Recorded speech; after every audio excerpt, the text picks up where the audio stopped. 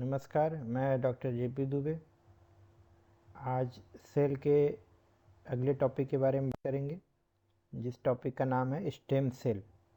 Stem cell के बारे में हम लोग पहले से जानते हैं, मदर सेल कहलाती है, जो किसी में भी कन्वर्ट हो सकती है किसी और दूसरे सेल में। तो इसके बारे में हम अच्छे से पढ़ेंगे, ये क्या होता है, कैसे बनता है और इसके सोर्स क्या हैं और इससे फ्यूचर में क्या क्या हो सकता है। स्टेम सेल क्या होती है, डिफिनेशन देखते हैं। Stem cells are the primary cells capable of reforming themselves through mitotic division and differentiating into specialised cell. Stem cell ऐसी प्राइमरी सेल्स होती हैं जो कि अपने आप को रिफॉर्म कर सकती हैं या बदल सकती हैं। किसके थ्रू? माइटोटिक डिवीजन के थ्रू। किसमें? किसी स्पेशलाइज्ड सेल में। जैसे वो कार्डियक सेल में बदल सकती हैं, आरबीसी में बदल सकती हैं, नर्वस सेल में बदल सकती हैं। तो ये उनके अंदर पावर होती है, क्योंकि वो प्राइमरी सेल होती हैं, उनका डिफरेंशिएशन नहीं हुआ रहता। These cells serve as a repair system of the body and are present are multicellular organism. ये एक रिपेयर सिस्टम हमारे शरीर में प्रोवाइड करती हैं। जैसे कोई टिश्यू अगर डैमेज हो गई तो ये सिमिलर टिश्यू को बना करके या सिमिलर सेल्स को बना करके उसको फुलफिल कर देती हैं। तो ये जिन सेल से बनने वाली हैं वही हमारी स्टेम सेल कहलाती हैं। स्टेम सेल बेसिकली दो प्रकार की होती हैं। स्टेम सेल पहला जो होता है वो एम्ब्रियोनिक स्टेम सेल होता है, जो कि एम्ब्रियों से प्राप्त होता है, और दूसरा एडल्ट स्टेम सेल होता है, जो कि एडल्ट से प्राप्त होता है।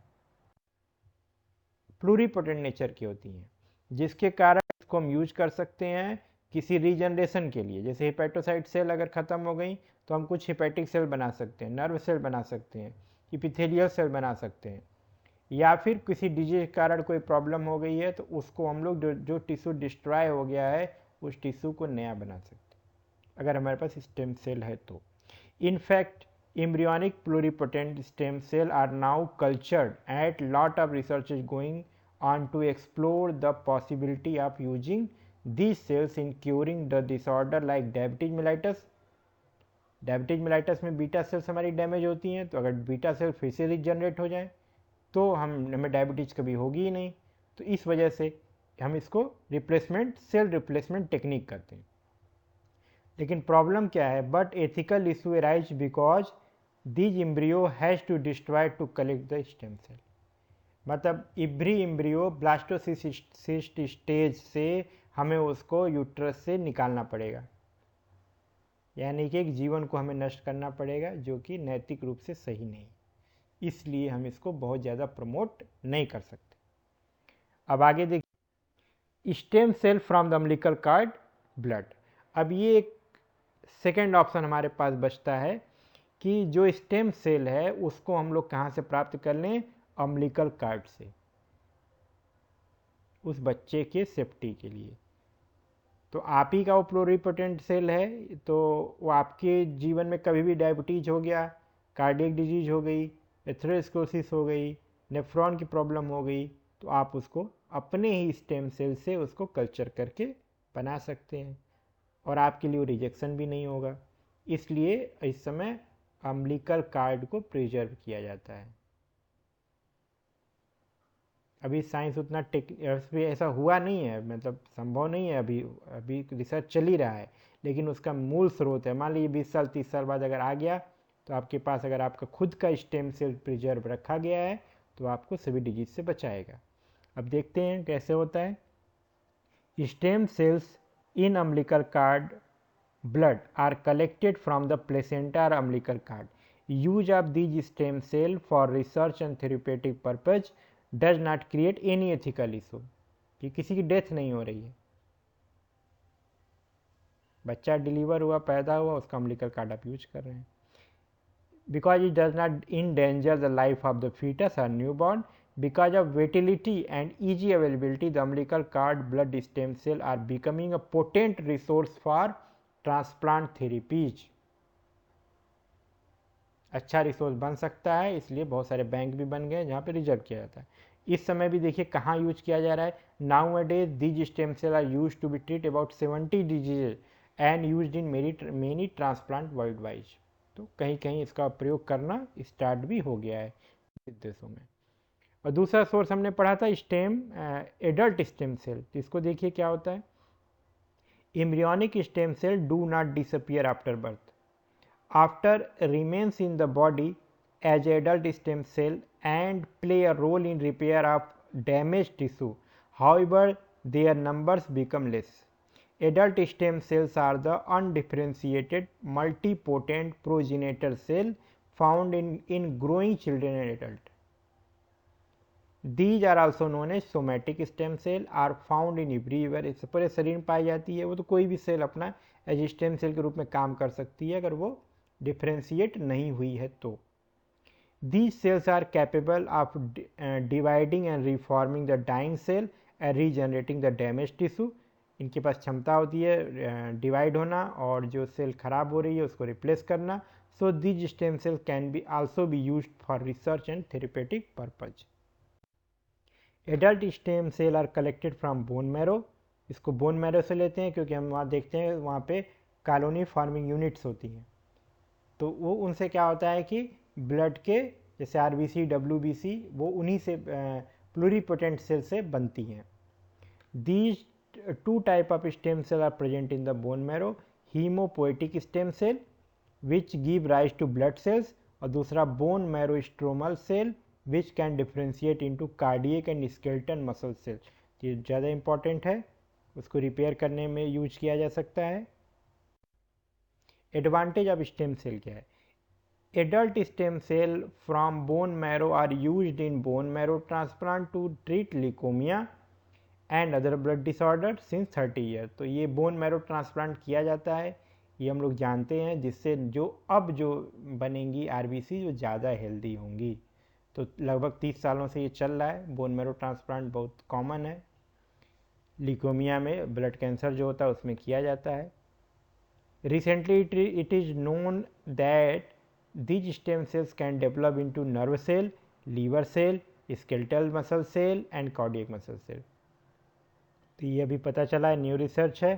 तो अगर ऐसा होता है तो आपको कार्डियक की प्रॉब्लम से बचाया जा सकता है, लीवर फेल्योर से बचाया जा सकता है, पैरालिसिस में जिसमें मसल्स एस्ट्रॉफी हो रही है, स्केलेटल मसल्स उसको बनाया जा सकता है, नर्व सेल में अल्जाइमर वगैरह और जो नर्व कंप्रेशन होता है, नर्व डैमेज होती है, मेमोरी लॉस होता है, उसको भी फिर से रिवाइव किया जा सकता है। Recent discovery also reveals that stem cells are present in the several tissue which include blood, blood vessels, skeleton, muscles, liver, skin and brain. It is also found that these cells are capable of differentiating into multiple cell types, so the cell-based therapy using stem cells may be possible to treat many diseases such as heart disease, diabetes, Parkinson, Alzheimer, spinal cord injury, stroke, rheumatic arthritis, etc.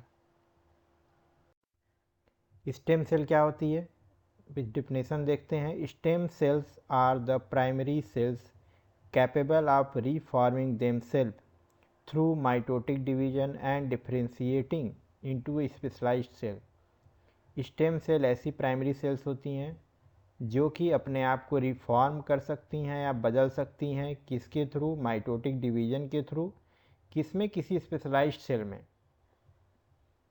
जैसे वो cardiac cell में बदल सकती हैं, RBC में बदल सकती हैं, नर्वस सेल में बदल सकती हैं।